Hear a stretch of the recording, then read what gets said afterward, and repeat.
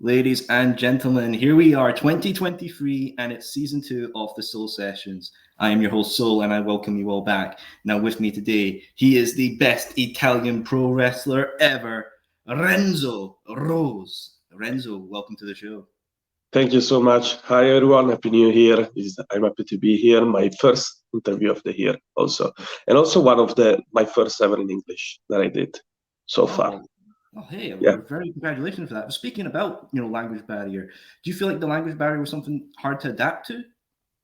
Actually, yes. For me, I learn how to speak English and how to like the English language in general through wrestling, watching wrestling, because around 2011 I started watching back wrestling because in Italy there was a period from 2003 to 2006 that was on the main channel. So wrestling in Italy was with SmackDown was super popular and had the Italian commentary.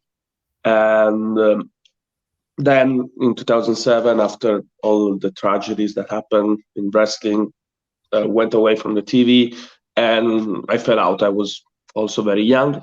But in 2011, I wanted to watch back wrestling. And the only way possible was through online streaming services because there was no wrestling on the television.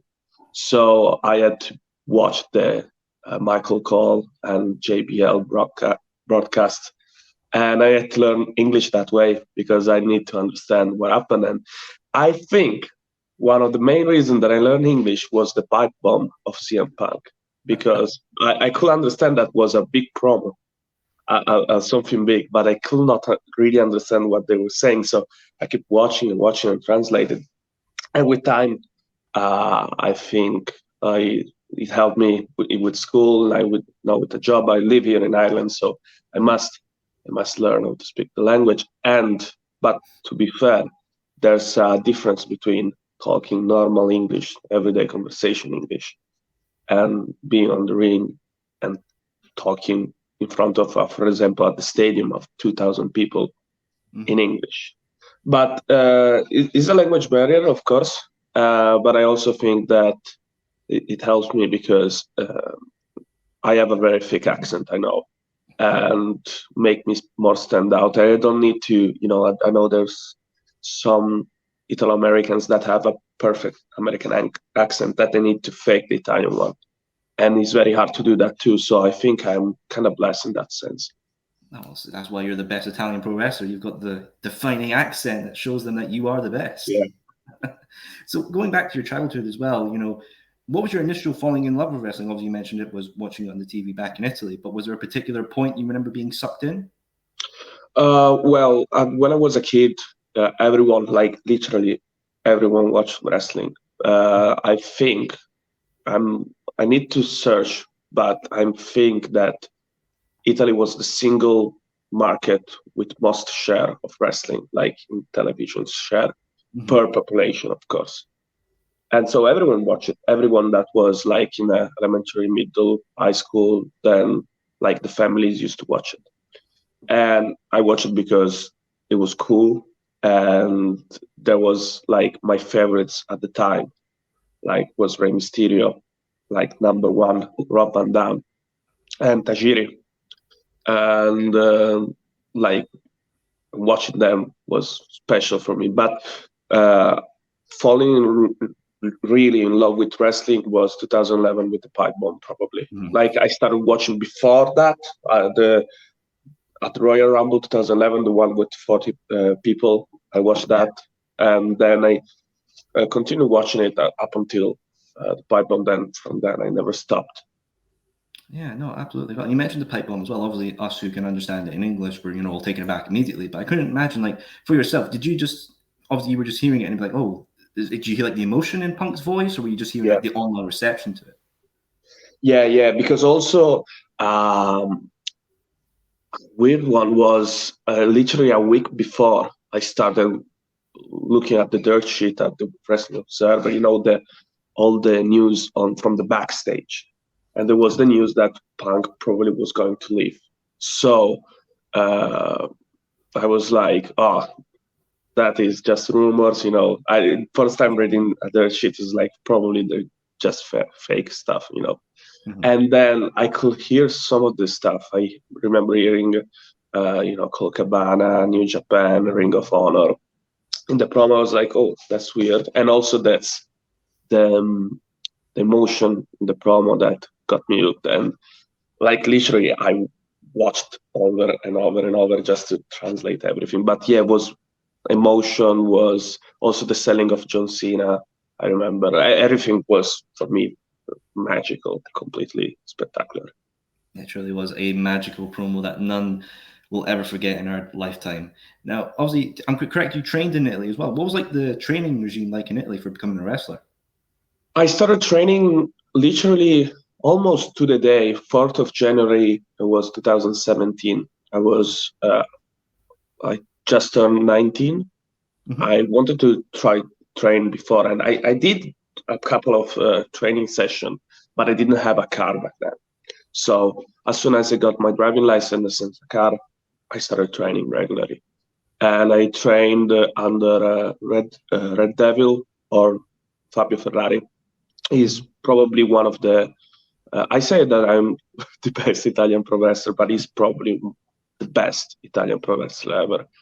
Um, I was very, very, very fortunate to have him as a coach because the level back then, 5, 6 years ago, wasn't in Italy that high. But he was constantly featured on shows in UK, Pakistan, Germany, and he was a proper pro. Like he was wrestling every week from Mm-hmm. Italy. So they flew them in and out. He had a lot of opportunities also in the past. And the training regime I started was just 1 week, 1 day per week, sadly. Mm-hmm. Then me and another friend of mine pushed to have a second day because we could see that it's hard to make an improvement. So we got the second day, and I debuted after 9 months of training, fortunately. And I had the luck of having my second match ever was considering that I was training in Italy and was pretty good and was considered pretty good as a match. So I had different bookings in the year, and I was very lucky to do around 40 matches in my first year. And I know it doesn't sound a lot, like if you're from the UK, Ireland, or now Germany, or even the US, like, of course, but in Italy, like, was something really special because in Italy you can make, if you're lucky, one match every 3 weeks because there's not many shows back then. Now things are changing also in Italy, but I Mm-hmm. was very, very lucky. No, hey, very well done to you as well. I couldn't imagine, like, we've had guests on before who've done Japanese crowds and UK crowds and even American crowds. Is an Italian crowd very much similar to a UK crowd or maybe a Japanese crowd, or they're their own sort of vocal expression from that kind of crowd? Uh, it's hard to, I don't know. Like I've wrestled in Canada, the UK, Ireland, France, Switzerland, and I can say that the Italian crowd are different, very Mm-hmm. different. But I don't know where. I still don't know the pinpoint of where are they exactly different. I guess it's just depends on the day, probably. Mm-hmm. But for example, here in Ireland, the crowd are very vocal, very Right. vocal. They suspend their disbelief a lot of times, so they're kind of easy to work with. The same goes with, for example, I remember Canada, the UK. I wrestled once in Manchester. They were different. Like they wanted to see more action rather Mm-hmm. than the characters. But in Italy, it's like they react a lot with strong strikes and big characters. That are Mm-hmm. two things that certainly doesn't go hand to hand. So it's very hard to pinpoint, but they're definitely different. I probably I, I'll try to watch them better in the future, so I can give a better response reply. Have that comparison instead of like, oh, they're all lined up. There's that one, that one, that one, all very Yeah. identifiable. Now, obviously, you mentioned about Dublin. You came over to live in Dublin. What was that choice? Was it just career-wise, or was it any other wise? What was the choice? Well, I understood after my first year of wrestling in Italy that there's a certain ceiling that you can go. Like, it's not just necessarily Italy, but for example, could be France, Spain, Portugal, a lot of countries that you can go as far as a certain point, then you have to move on. I understood that if I wanted to take a chance in wrestling, I have to do that. I had decided in 2019 to move away. I did 3 months training in Canada under Landstorm just because I had the opportunity. I wanted to do that. And when I returned, I wanted to prepare myself to move to the UK.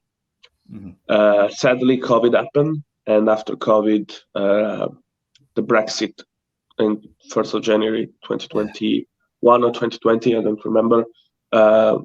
Basically, what they did is anyone that comes from the European country needs to apply for a visa. And it's very, very hard to get that visa. And so was out of the equation, honestly, to come to the UK. And a friend of mine, Ilya, that I met in Italy, he trained under Kamikaze Pro and Fight Club in Birmingham. And he met over there Omari, current OTT champion. And they were talking about moving and other places to move, other places to train. And Omari told him, you should try Dublin because there's 2 good schools. There's OTT that is a very big promotion. And also the connection are very easy. You can go easily to every city of the UK. And he told me, try Dublin. And I was like, maybe not. I was like, I don't know. Doesn't seem like a place that usually people go to when they want to pursue the wrestling career. No, it was unheard of someone moving to Ireland for that. But I was thinking about it. I was like, well, what can I do? Like Canada, UK, USA, Japan, Mexico, you all need a visa. So the only place that doesn't need a visa is like, okay, Dublin is okay. I can fly pretty easily to the USA, Canada, and the UK. So I use it as a base. And also, fortunately here, the economic is very good. Like you can find pretty easily a job and live normally. So I decided to move with my girlfriend here around November 2022, 1 year ago.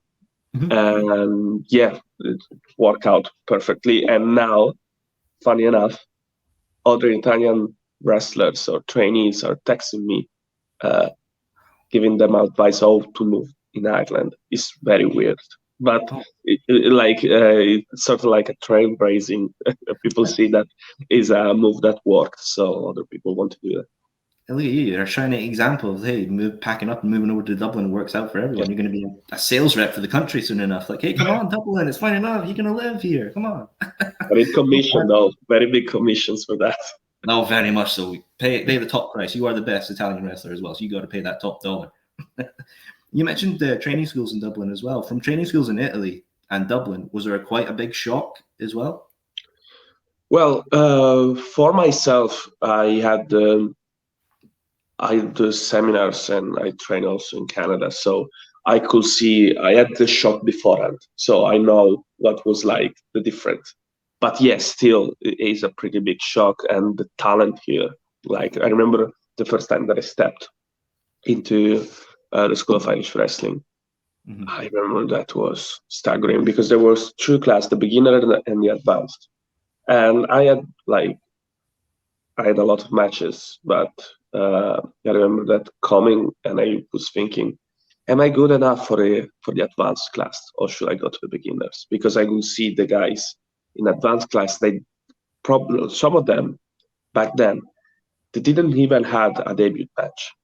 So, and they were exceptionally good. And some of them now are starting to come into OTT and having big opportunities.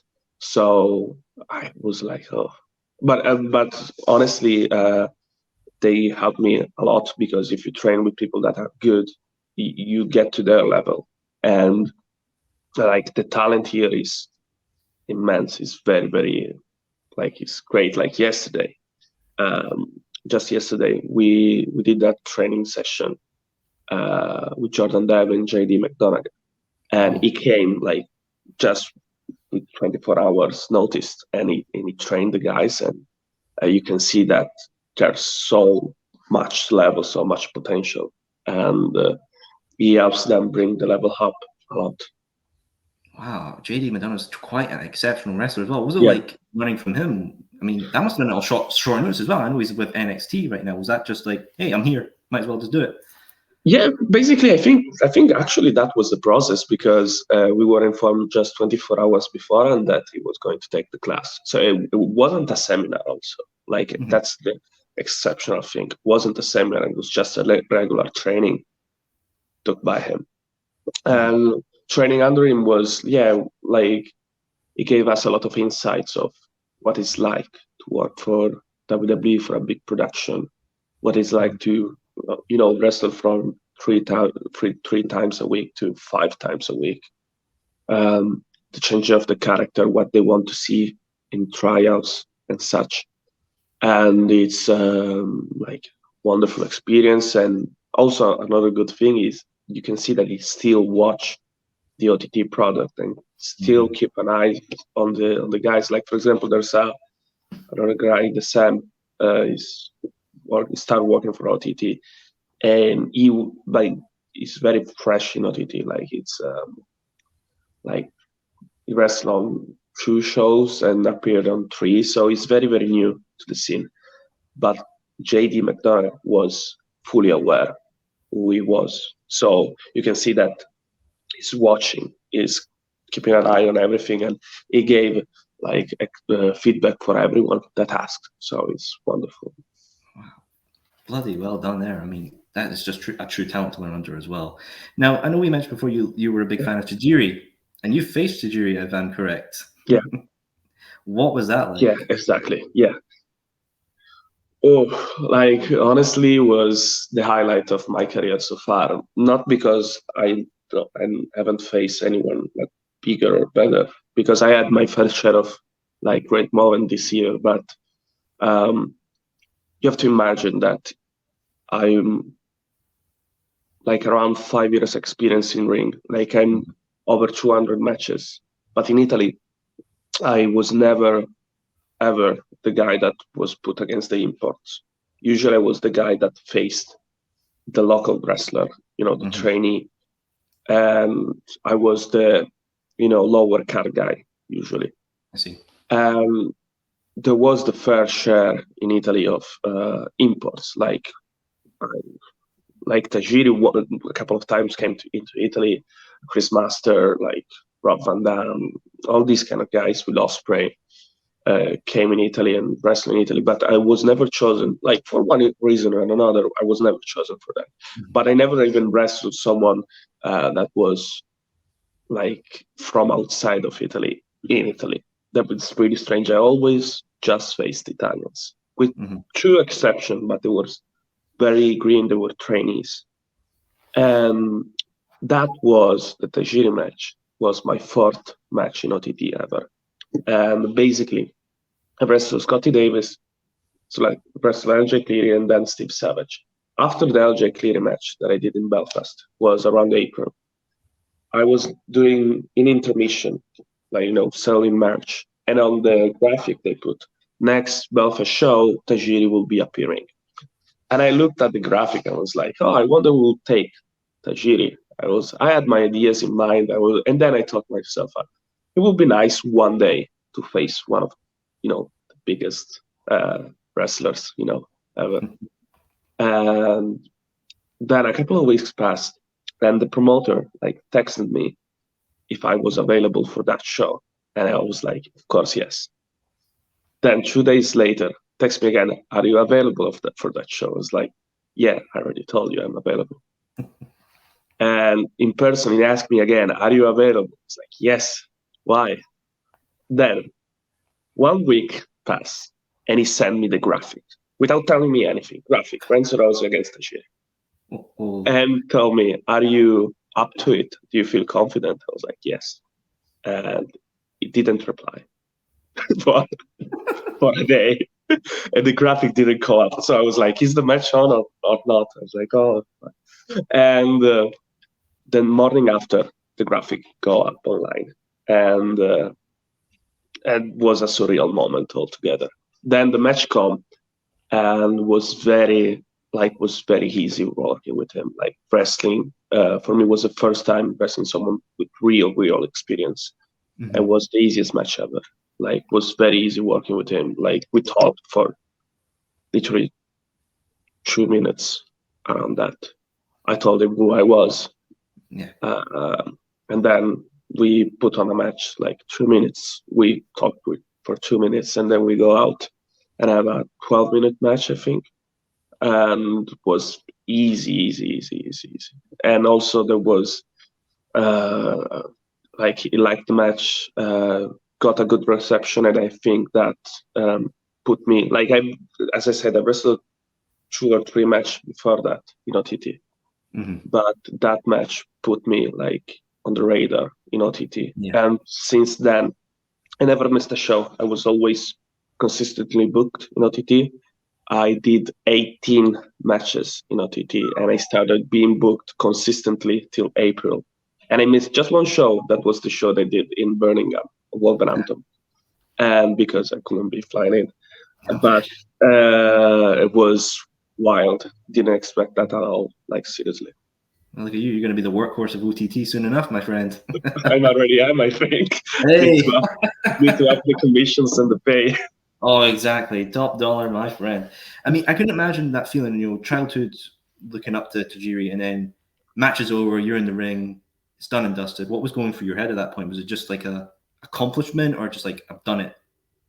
For me, I remember that all the match, like I did my entrance and I did my promo. And when I was doing my promo, I was very into the promo.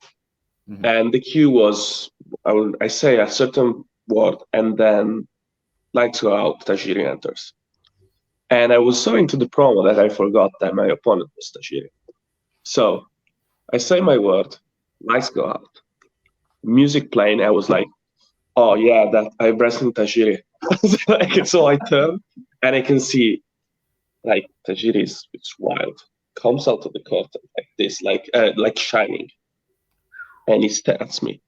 And he walked to the aisle and he keeps staring at me. And I was like, "Oh." That's like, that's wild. But it was good because he noticed that I was looking at him, and I was like, I was intimidated. So I go out to the ring, he was just chasing me and whatever. Then we have the match. And one point at the end, I low blow him, grab the rose, and I taunt the crowd, whatever. And I mimic to go for the banzai kick to finish him while having the rose in my hand. And that was like the moment of the match. I go for the kick, he ducks, and as soon as I turn, I have the rose like this, and he missed the rose. So there's all the rose that was red became green, and my face green. Then Bao kicked me. And I remember that when I missed the kick, I turned around with the rose like this, and he missed at me. The pop of the crowd was so loud that was deafening. And I remember I was staying there, and I was supposed to sell like blank, completely blank, like almost, falling down because you're paralyzed. Mm-hmm. But I was staying there. I wanted to smile so bad because I was like, "Oh yes." Like I was like, yeah, everything that we had in plan, we made it. And match end, I sell, then I go back. And I remember that everyone in the locker room gave me like a standing ovation. And I didn't realize fully what happened. Then I went to the bathroom to watch, and I see that it was covered in mist. And I was like, and that the moment was like, yes, okay, I made it. Like I made what I wanted to do. And fortunately, I had other opportunities in OTT, by all other big matches. But for me, that's the most special one that I had so far. Like it's for me because it's the moment that started something for me with my Exactly. character, and I learned so much also wrestling with him. Exactly. Not many people can say they've been misted by Tajiri as well, so you've got that to add to your resume. Yeah, exactly. Now, someone else you faced as well, former WWE NXT UK Tag Team Champion Trent Seven. I believe you've also Yeah, faced him as well. What was that like facing Trent? Because Trent's quite a talent.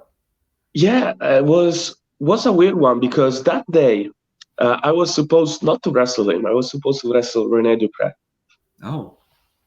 but for I like issues, he couldn't make to the show, and I was like. I remember that I arrived home that day, like when the match was announced. Um, and my friend in the group chat told me, we're sorry, Renzo, like, no, not Rene Dupree for you. I was like, oh, no, you're just rigging with me, you're joking. And then they told me, no, it's real, go to Twitter. Like, it was an announcement for OTT.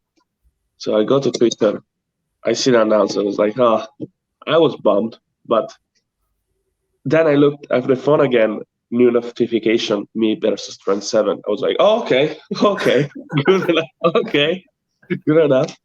And yeah, wrestling I think, was my best match that I had this year with Trent. And I think was also his second singles match he had since being fired from WWE. I'm not sure. I think the first one was with Cardona that he had in OTT a couple of days before.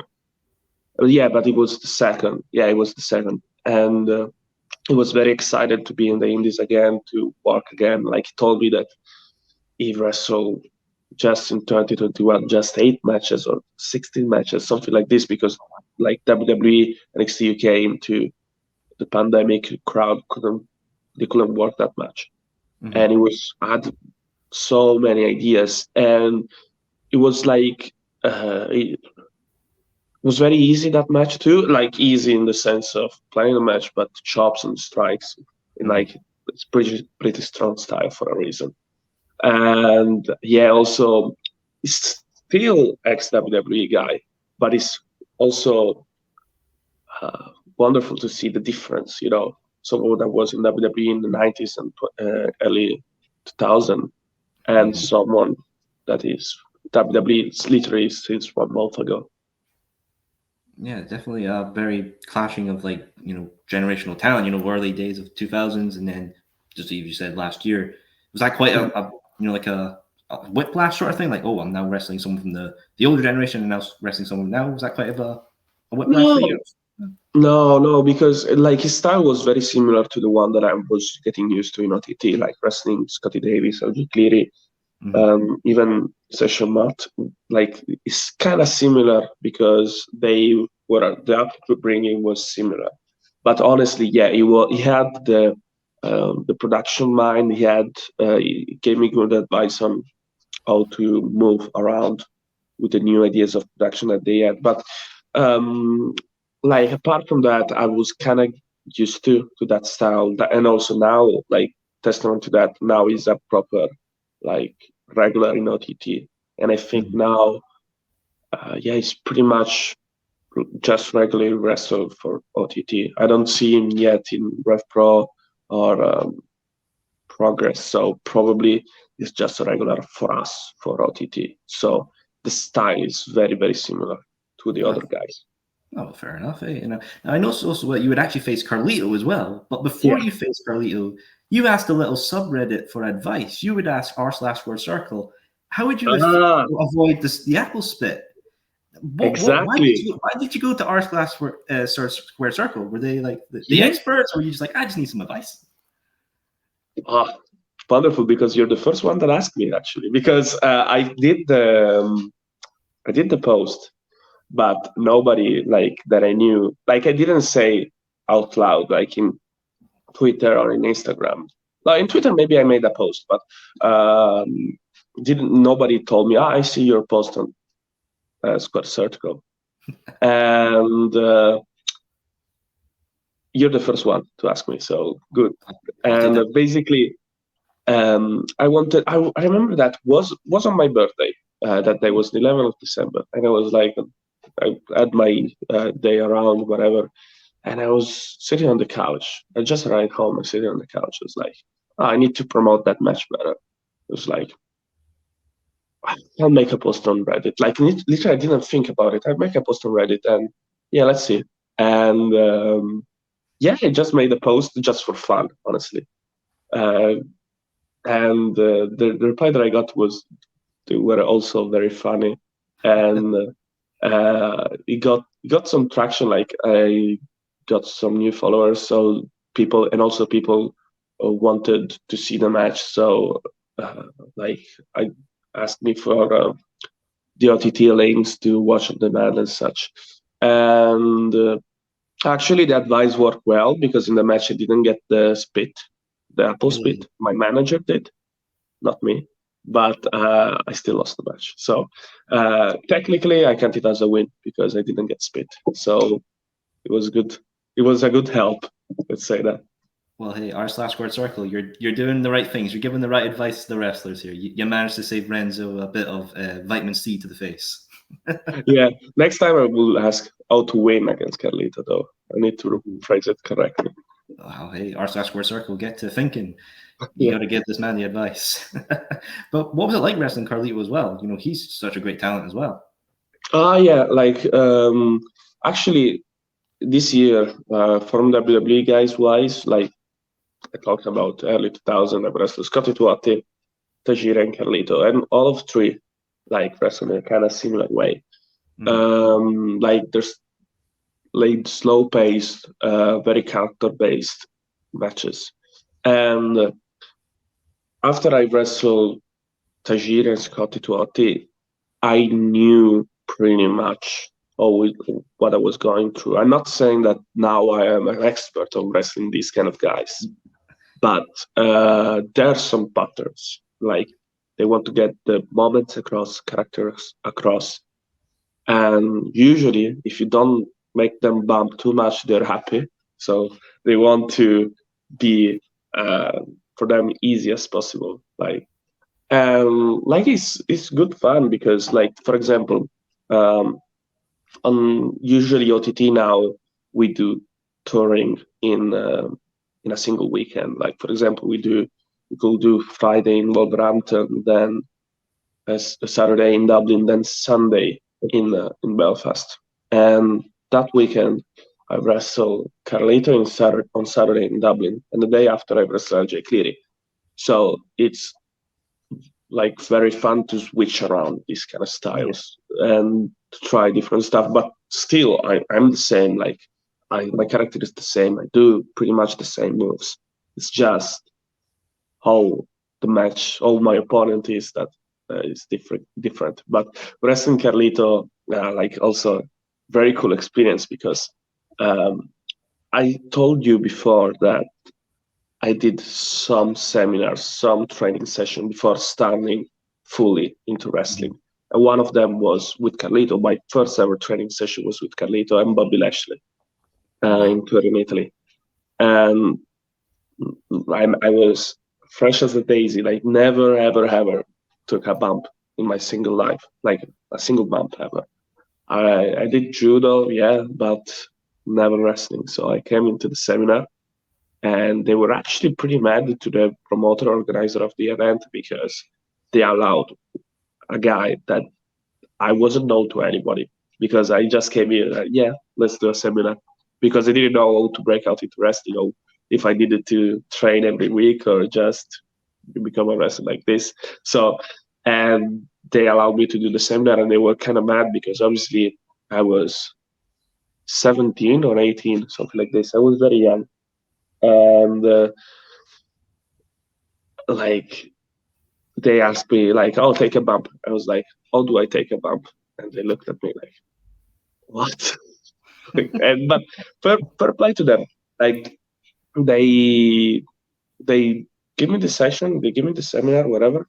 And at the end of it, like Bobby Lashley, actually, I didn't talk much with Carlito that day, but Bobby Lashley told me, you should try. Like, try. You have passion. You can see that you have passion. Try and see what happens in the future. Like, and he told me like try to get in a good wrestling facility with a good coach, and that's it. And I think he gave me that advice because he can see that I didn't know what to do, like exactly like where to go to train, what a wrestler is supposed to do, or whatever. Mm-hmm. So since my seminar was just rolls, bumps, and I ran the rope once also, like he wanted to bring other value to me.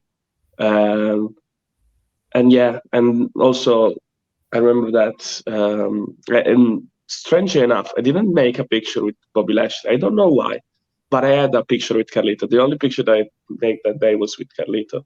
And so it was a full circle moment to wrestle Carlito 5 years or 7 years later in Ireland in OTT. So, a full circle moment, my friend. All things come back to the beginning point. Beautiful story, if I say so myself. Now, I know you wrestled OTT in Dublin, but there's many other promotions here in the UK. There's ICW here in Scotland. There's No Mercy Wrestling down in Wales. There's RevPro and Progress down in London. Is there anywhere else on your radar right now you want to go to? Actually, everyone. I would like to get as busy as possible because, like as I said, I moved here just to have also mainly the first reason was to have more connection. So, like I can say loudly, like my objective this year is to get more into the UK, Wales, England, and Scotland, and then also something in Germany, France. Oh, nice. And yeah, that's my objective. Every single one of them. I know that some of the promotion wants to see maybe a bit more character, or a bit less character, but I know that I'm pretty versatile in my style, and like I'm actively trying to get in touch with them and try to see if I can work out something. So yeah, 100%. Oh, grand. Well, hey, I love to have you up here in Scotland. I'll be front and row cheering you on, my friends. Yeah. Come up here. I'll be banging for you. Oh, wonderful! Yes.